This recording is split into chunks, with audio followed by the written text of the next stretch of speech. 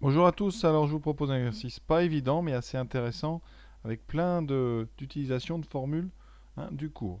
Donc on va montrer que si on prend a et b deux antinaturels, eh bien a divise b est équivalent à x puissance a moins 1 divise x puissance b moins 1. Alors c'est une équivalence, on a donc deux sens à démontrer. On va commencer par le plus simple, c'est-à-dire le sens qui va donc de gauche à droite. On va partir de a divise. Alors on suppose a divise b, donc eh bien, ça veut dire qu'il existe un entier C, donc il existe C appartenant à N, tel que, eh bien, B s'écrive AC. Ça veut dire quoi?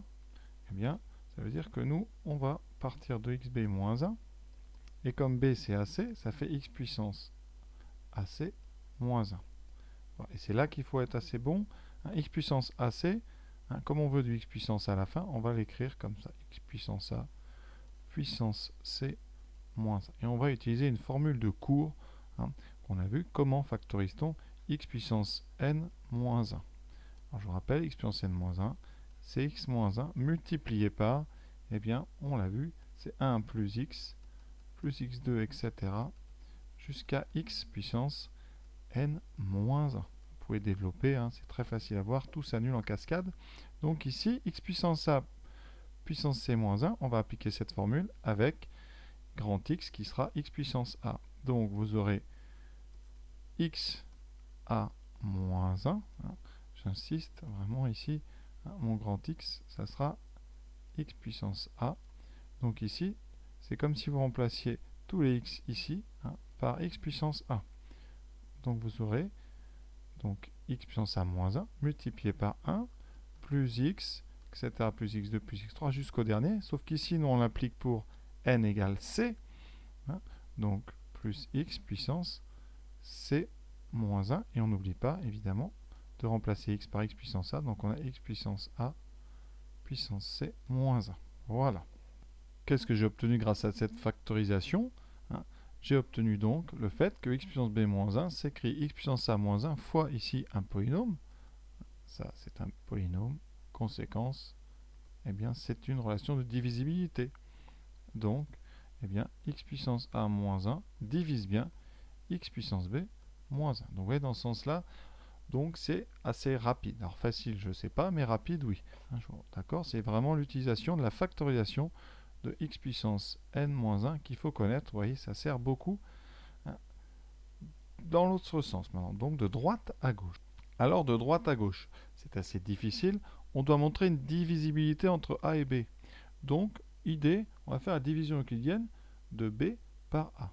Donc, on écrit b est égal à q plus r avec donc r qui est strictement plus petit que le diviseur, donc qui est r est positif. On est sur une division euclidienne dans ici dans les entiers naturels.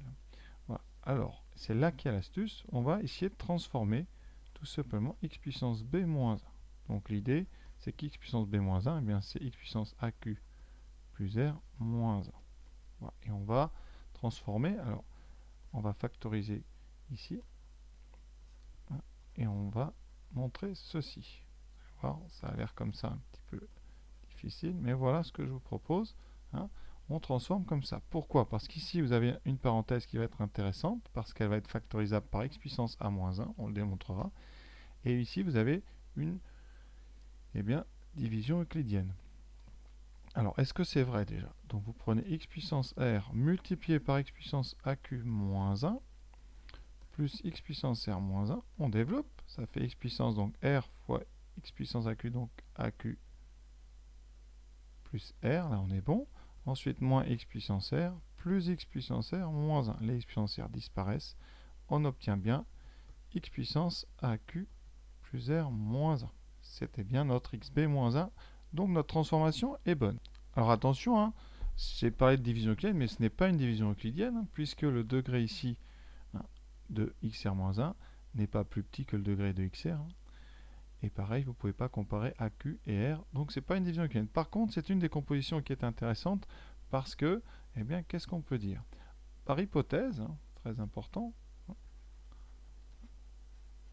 par hypothèse, eh bien, on a XA moins 1 qui divise XB moins 1. Donc, XA moins 1 divise le membre de gauche. Ensuite, on va montrer, c'est assez facile, que x puissance a moins 1 divise x puissance aq moins 1. Alors pourquoi? X puissance aq moins 1, c'est tout simplement x puissance a à la puissance q moins 1. Et on va réutiliser ce qu'on a fait tout à l'heure. C'est une x puissance n moins 1. Ça s'écrit donc x puissance a moins 1 multiplié par 1 plus x, etc. Donc plus xa, plus xa carré, etc. jusqu'au dernier, qui est x puissance a à la puissance q moins 1. C'est la même chose que quand on a fait de gauche à droite. C'est la factorisation de x puissance n moins 1. Et donc, qu'est-ce qu'on peut dire? Donc, encore une fois, x puissance a moins 1 divise x puissance aq moins 1. X puissance a moins 1 divise donc xb moins 1 et xaq moins 1. Et quand on regarde notre égalité en haut, forcément, il divise le membre de gauche. Ce terme ici, il divise forcément. Donc, x puissance a moins 1 divise x puissance r moins 1. Ça nous donne, vous voyez, une écriture de x puissance r moins 1 comme un polynôme multiplié par x puissance a moins 1. Et là, on regarde les degrés, et il y a un petit souci. Ici, vous avez donc degré r. Ici, vous avez degré a. Conséquence, qu'est-ce qui se passe? Comme on a dit que r était strictement plus petit que a. Ça veut dire que ici, la seule façon que ça marche, c'est là d'avoir le polynôme nul, de façon à avoir à gauche 0, et donc à droite, forcément, x puissance r moins 1, ça vaut 0